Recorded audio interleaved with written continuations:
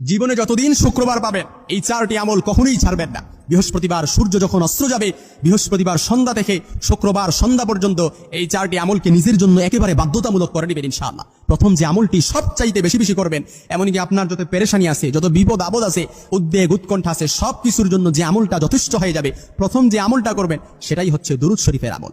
দুরুদ শরীফ পারি না এমন কেউ নাই। সবচাইতে ছোট্ট দুরুদ সাল্লাল্লাহু আলাইহি ওয়াসাল্লাম, এই দুরুদটাও আমরা পারি।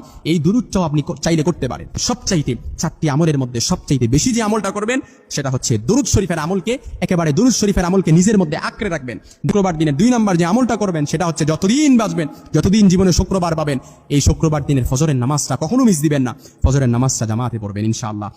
3 নম্বর যে আমলটা করবেন সেটা হচ্ছে শুক্রবার দিন সূরাতুল কাহাফ পড়বেন। ইয়াকুনু লাহু নূর, যে ব্যক্তি শুক্রবার দিনে সূরাতুল কাহাফ পড়ে, এই সূরাটা কাল কিয়ামতের ময়দানে ইয়াকুনু লাহু, তার জন্য নূর, ইয়াকুনু লাহু নূর, তার জন্য নূর হবে। এই নূরের আলো দিয়ে ওই ব্যক্তি